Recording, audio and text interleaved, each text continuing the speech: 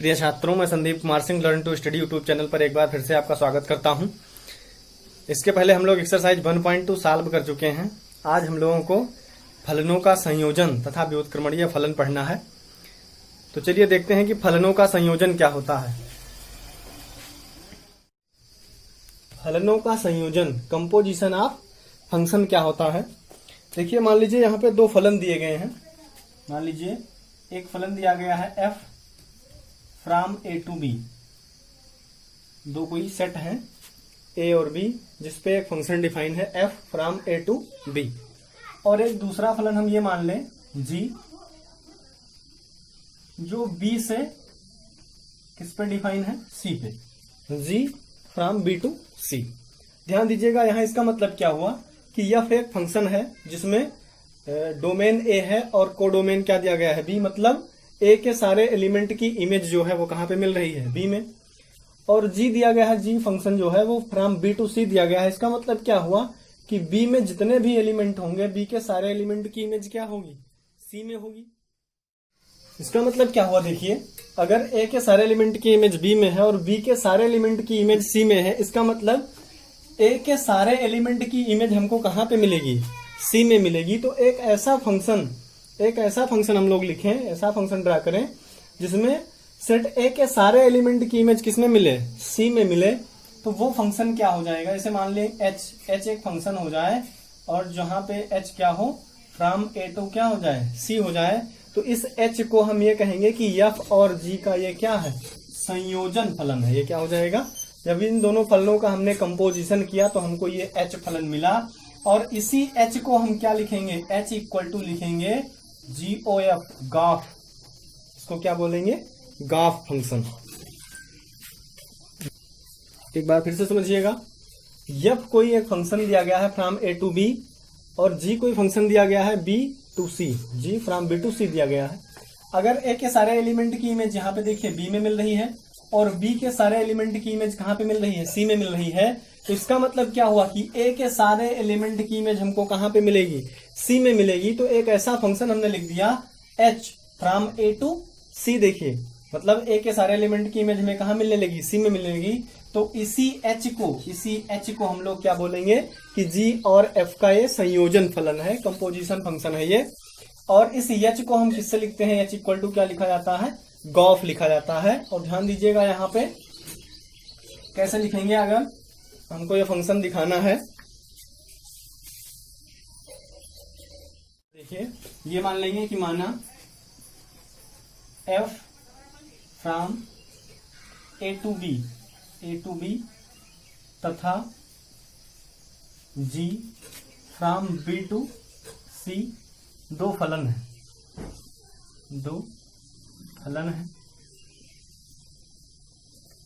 तब f और g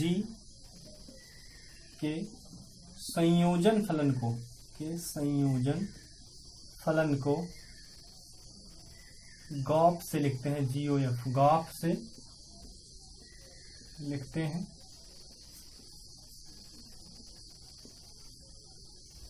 यहाँ पे देखिए गॉफ, GOF, गॉफ क्या हो जाएगा, ये फ्रॉम a टू c। मतलब क्या हुआ कि पहले वाले फलन का क्या लेना है, डोमेन, और दूसरे वाले फलन का कोडोमेन लेके हमको ये फंक्शन बनाना है। और ये फंक्शन क्या हो जाएगा, f और g का संयोजन फलन g of from a to c हो जाएगा। और यहाँ पे देखिए g of of x equal to क्या होगा, g of f of x। G of of x equal to क्या होता है, g of f of x। ध्यान दीजिएगा, दो फलन अगर दिए गए हैं f और g, तो f और g का संयोजन हम तभी कर सकते हैं जब f का डोमेन, f का रेंज, जो f की रेंज है, f की रेंज जो निकल के आएगी, f की रेंज या f का परिसर, ये कहें f का जो परिसर होगा, f का परिसर सबसेट होना चाहिए g के प्रांत का या g के डोमेन का।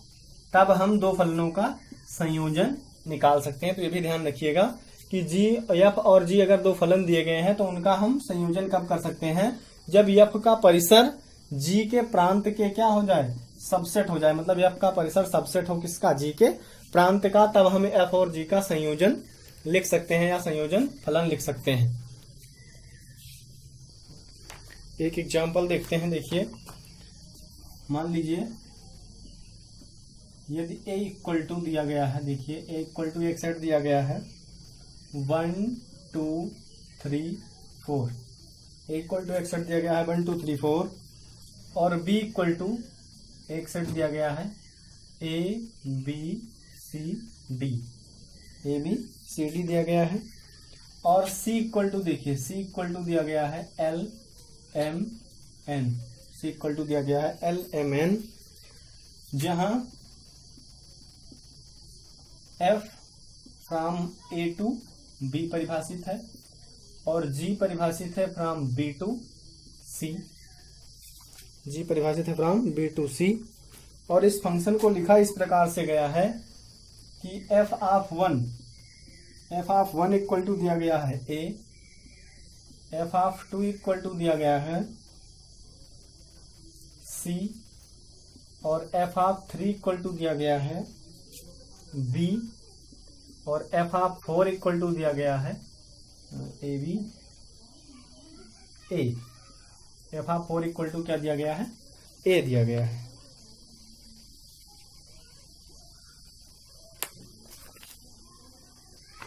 और उसके बाद देखिएगा g ऑफ a क्या दिया गया है, g ऑफ a दिया गया है l, g ऑफ b दिया गया है, g ऑफ b दिया गया है l,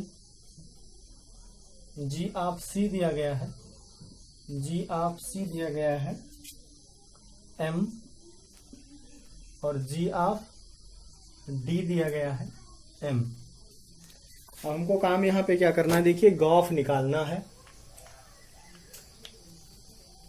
है f और g का। यहाँ पे f दिया है, यहाँ पे g दिया गया है, तो f और g का संयोजन फलन गॉफ निकालना है। क्या निकालना है, गॉफ फलन निकालना है। गॉफ कहाँ पे होगा, फ्रॉम a टू c होगा। गॉफ फंक्शन कहाँ पे होगा, फ्रॉम a टू c होगा। तो यहाँ पे ध्यान दीजिएगा, गॉफ फंक्शन का डोमेन देखिए क्या होगा, a होगा, और जो परिसर यानी कोडोमेन आएगा वो क्या होगा, c होगा यहाँ पे। तो देखते हैं गॉफ, हमने आपको ये भी बताया है कि गॉफ x इक्वल टू क्या होता है, यहाँ पे हमको गॉफ फलन निकालना है। गॉफ x इक्वल टू होता है g of f of x, ये होता है g, g of x equal to होता है g of f of x। तो यहाँ पे हम क्या काम करेंगे, गॉफ x, और यहाँ पे x देखिए, x कहाँ से आएगा, x a से आएगा, सेट a से आएगा। तो सेट a से आने का मतलब क्या हुआ, गॉफ x में पहला एलिमेंट क्या आएगा, देखिए पहला एलिमेंट हमको क्या निकालना है, गॉफ 1 निकालना है, गॉफ 1। और गॉफ 1 का मतलब क्या हुआ, g of f of 1। G of 1 का मतलब यही तो हुआ, गॉफ 1 का मतलब क्या हुआ, g ऑफ f ऑफ 1। जहां x है वहां क्या रख देना है, 1 रखना है।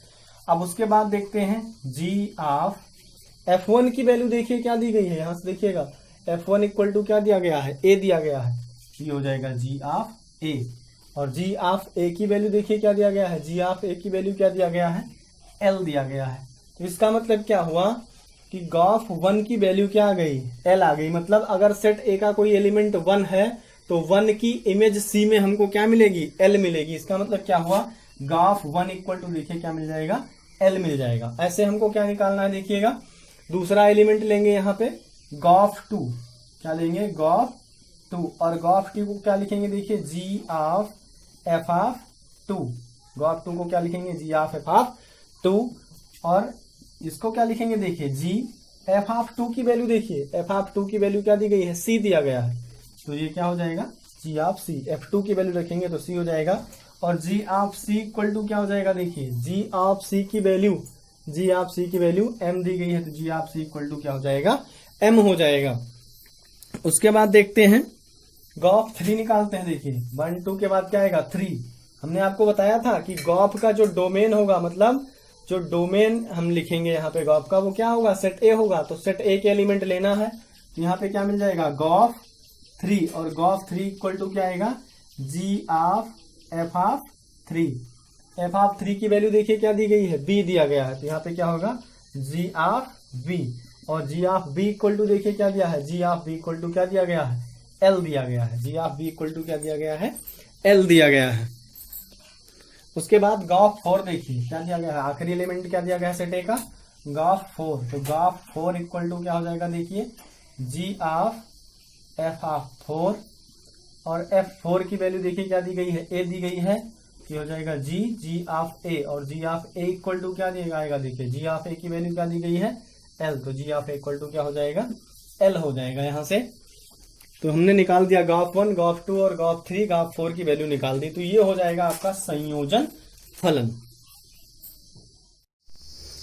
इसके बाद ध्यान दीजिए कि अगर f from a to b एक फलन दिया गया है और जी फलन है फ्रॉम बी टू सी, तब एफ और जी के संयोजन को, एफ और जी के संयोजन कंपोजिशन फंक्शन को हम फॉग से भी लिख सकते हैं, फॉग, एफ ओ जी, फॉग से भी लिख सकते हैं। और फॉग जो आएगा वो कहां पे हो जाएगा, इसका डोमेन, जी का डोमेन, इसका क्या हो जाएगा, डोमेन होगा, और ए का परिसर, यहाँ पे जो एफ दिया गया है, एफ का जो परिसर आएगा वो इस फॉग का परिसर हो जाएगा, फॉग फलन का परिसर हो जाएगा। और यहाँ पे ध्यान दीजिएगा, फॉग एक्स इक्वल टू क्या मिलेगा, फॉग इक्वल टू मिलेगा f of ji of x, ये मिल जाएगा। एक बात छोटी सी और ध्यान रखना है यहाँ पर कि जो फॉग एक्स होगा, फॉग एक्स ये जरूरी नहीं कि गॉफ एक्स के इक्वल हो, ये जरूरी नहीं फॉग एक्स गॉफ एक्स के इक्वल हो, और इक्वल हो भी सकता है, ये दोनों बराबर भी हो सकते हैं, लेकिन ये कोई नेसेसरी कंडीशन नहीं है कि हाँ ये दोनों बराबर ही होंगे, ये बराबर हो भी सकते हैं और बराबर नहीं भी हो सकते हैं। चलिए आगे देखते हैं। उसके बाद ध्यान दीजिएगा, मान लीजिए एक फलन दिया गया है F of x equal to X square, और दूसरा फलन मान लीजिए लिखा हुआ है G of x equal to sine X, ये दिया गया है। अब हमको यहां से मान लीजिए फॉग एक्स निकालना है या गॉफ एक्स निकालना है, तो सबसे पहले गॉफ एक्स मान लीजिए निकालना है, तो गॉफ एक्स इक्वल टू क्या मिलेगा, देखिए गॉफ एक्स इक्वल टू क्या आएगा, जी ऑफ एफ ऑफ एक्स, और जी एफ ऑफ एक्स की वैल्यू देखिए, एफ ऑफ एक्स क्या दिया गया है, एक्स स्क्वायर, एफ एक्स के स्थान पे क्या रखना है, एक्स स्क्वायर। गॉफ एक्स को लिख सकते हैं जी ऑफ एफ ऑफ एक्स, और एफ ऑफ एक्स के स्थान पे आ जाएगा एक्स स्क्वायर।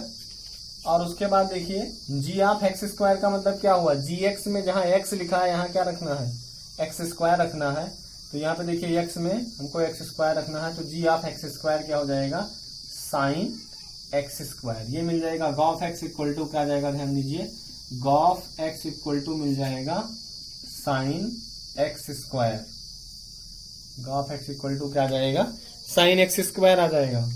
उसके बाद ध्यान दीजिए यहाँ पे, अगर मान लीजिए हमको यहीं पे फॉग एक्स निकालना है, फॉग एक्स इक्वल टू क्या आ जाएगा, f of ji of x equal to f of ji of x की वैल्यू देखिए क्या दिया गया है, साइन एक्स, तो क्या हो जाएगा यहाँ से एफ ऑफ साइन एक्स, और एफ ऑफ साइन एक्स का मतलब क्या हुआ कि जहां पे एक्स, एफ ऑफ एक्स में जहां पे एक्स लिखा है वहां क्या रखना है, साइन एक्स, जहां पे एक्स के स्थान पे क्या रखना है, साइन एक्स, तो ये क्या हो जाएगा, साइन एक्स का होल स्क्वायर, और इसी को क्या लिख सकते हैं, साइन स्क्वायर एक्स। यहाँ पे क्या मिल जाएगा, फॉग एक्स इक्वल टू देखिए क्या मिल जाएगा, साइन स्क्वायर एक्स। तो यहाँ से आप देख सकते हैं कि गॉफ एक्स जो है वो फॉग एक्स के इक्वल भी नहीं है, यहाँ पे साइन एक्स स्क्वायर दिया गया है, यहाँ पे साइन स्क्वायर एक्स लिखा हुआ है, तो ये मिल जाएंगे। ऐसे हमको फॉग एक्स और गॉफ एक्स निकालना है। एक क्वेश्चन और देखते हैं, ध्यान दीजिए, एक क्वेश्चन यहाँ पे देखते हैं, मान लीजिए F of x equal to लिखा हुआ है मॉड एक्स, और G of x equal to cos X लिखा हुआ है। तो हमको मान लीजिए फॉग एक्स निकालना है, यहाँ पे फॉग एक्स, तो फॉग एक्स इक्वल टू क्या जाएगा, ध्यान दीजिए, F of ji of X मिल जाएगा। इसका मतलब क्या हुआ, एफ ऑफ जी एक्स की वैल्यू देखिए क्या दी गई है, कॉस एक्स, जी एक्स की वैल्यू क्या दी गई है, कॉस एक्स। उसके बाद देखिए एफ ऑफ कॉस एक्स, इसका मतलब क्या हुआ, एफ एक्स में एक्स के स्थान पे क्या रखना है, कॉस एक्स, यहाँ पे x के स्थान पे क्या रख दीजिए cos x, तो क्या मिल जाएगा देखिए मॉड cos x, ये मिल जाएगा हमको, यानी fog x इक्वल टू क्या आ जाएगा, fog x इक्वल टू आ जाएगा मॉड cos x, ये वैल्यू मिल जाएगी हम लोगों को। उसके बाद देखिए अगर यहीं पे गॉफ x निकालना है, गॉफ x कैसे निकलेगा, गॉफ x का मतलब क्या हुआ, g of f of x, और g of f of x की वैल्यू देखिए क्या दी गई है, मॉड x लिखा हुआ है, fx की वैल्यू क्या दी गई है मॉड x, यहाँ से रखेंगे। उसके बाद g ऑफ मॉड x का मतलब क्या हुआ, x के स्थान पे मॉड x रख देना है, तो क्या मिल जाएगा यहाँ से देखिए cos मॉड x, तो ये हमको मिल जाएगा गॉफ x इक्वल टू क्या आ जाएगा cos मॉड x, और fog x इक्वल टू क्या आ जाएगा मॉड cos x। उसके बाद देखते हैं व्युत्क्रमणीय फलन क्या होता है, देखते हैं। ध्यान दीजिए, एक फलन f from x to y, एक फलन फ्रॉम x टू y व्युत्क्रमणीय फलन कहलाता है।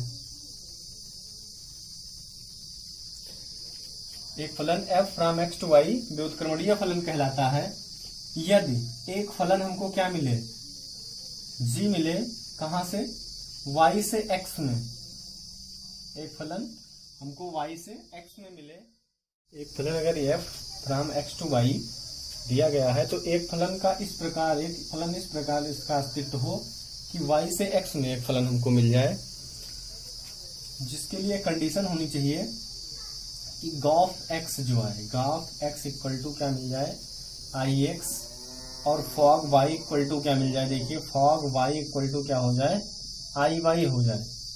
अगर ये कंडीशन मिल रही है कि g of x equal to ix का मतलब ये आइडेंटिटी फंक्शन होगा, तत्समक फलन होगा, ये क्या होगा तत्समक फलन, आइडेंटिटी फंक्शन यानी तत्समक फलन हमको चाहिए ये, मतलब गॉफ x अगर तत्समक फलन के बराबर आ जाए, फॉग y भी किसके बराबर आ जाए, तत्समक फलन के बराबर आ जाए, आइडेंटिटी फंक्शन के बराबर आ जाए, तब हम कह देंगे कि f जो है ये क्या है, व्युत्क्रमणीय फलन है। f क्या है, व्युत्क्रमणीय फलन है, और g f का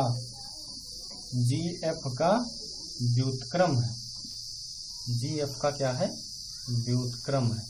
जैसे समझिएगा, अगर f from x to y कोई फंक्शन दिया गया है, फलन दिया गया है, तो एक फलन g from y to x, इसका अस्तित्व इस प्रकार होना चाहिए कि गॉफ x इक्वल टू क्या हो जाए ix, और फॉग y इक्वल टू क्या मिल जाए iy, तो हम ये कह देंगे कि ये f जो है वो व्युत्क्रमणीय फलन है, और g जो फंक्शन मिल रहा है ये g f का क्या हो जाएगा व्युत्क्रम हो जाएगा। एक बात यहाँ पे ध्यान रखना है, ix का मतलब क्या हुआ, थोड़ा सा देख लीजिएगा।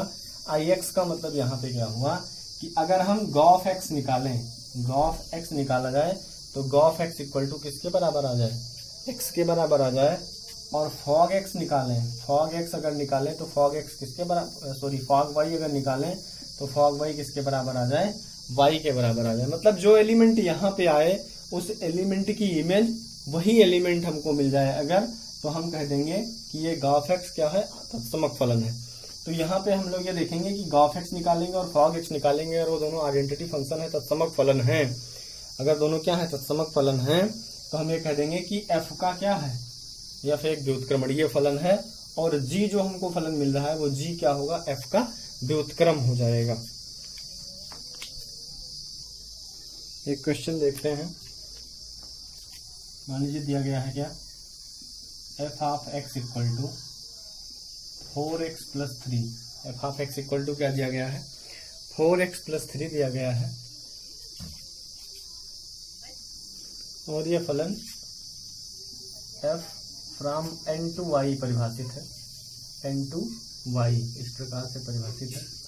दिखाना है कि दिया गया फलन क्या है, व्युत्क्रमणीय फलन है, और इसका व्युत्क्रम ज्ञात करना है। तो सबसे पहले देखते हैं कि अगर fx equal to 4x plus 3 दिया गया है, तो हम यहाँ पे इसको मान सकते हैं क्या, fx को मान लीजिए y, तो y इक्वल टू क्या दिया गया है यहाँ पे देखिए 4x प्लस 3, तो यहाँ से x इक्वल टू अगर निकाला जाए तो क्या जाएगा देखिए y माइनस 3/4, ये मिल जाएगा x इक्वल टू। तो इसको इस प्रकार से लिखा जा सकता है कि g of x equal to क्या जाएगा y माइनस 3/4, ये एक फलन हो जाएगा। और ये फलन कहाँ से होगा देखिए, ये फलन होगा gx जो आएगा g, ये फ्रॉम y टू n हो जाएगा। ये फलन क्या होगा, y टू n, एक फलन हमको मिल जाएगा ये g from y to n, और gx इक्वल टू क्या हो जाएगा, y माइनस 3 इक्वल टू 4।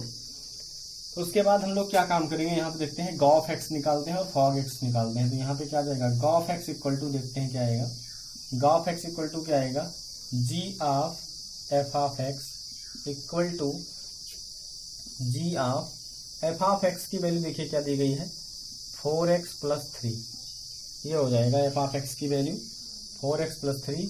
अब g ऑफ 4x प्लस 3 देखिए कैसे ज्ञात करेंगे, g ऑफ 4x प्लस 3 कैसे निकालेंगे, यहाँ देखिए जहाँ पे gx दिया गया है, यहाँ x के स्थान पे, यहाँ पे सॉरी, यहाँ पे gy होना चाहिए, gy कर लीजिए। तो ये gy की वैल्यू यहाँ पे y लिखा हुआ है, यहाँ पे y के स्थान पे क्या रखना है, 4x प्लस 3, y के स्थान पे क्या रखना है, 4x प्लस 3, तो रख दीजिए। यहाँ पे क्या जाएगा, 4x प्लस 3 और माइनस 3 अपान क्या जाएगा, 4, और इसको और सिंप्लीफाई करेंगे, 3 से 3 कट जाएगा, 4 से 4 कैंसिल हो जाएगा, तो क्या जाएगा x, और ये है क्या, इसको लिख सकते हैं ix। तो गॉफ x इक्वल टू क्या आ गया, ix। और फॉग y निकालते हैं, देखते हैं क्या आएगा, फॉग y इक्वल टू क्या आएगा, फॉग y इक्वल टू देखिए f of g of y मिलेगा हमको, f of g of y, और इसको क्या लिख सकते हैं, देखिए f of g of y की वैल्यू क्या दी गई है, देखिए y माइनस 3 अपान 4।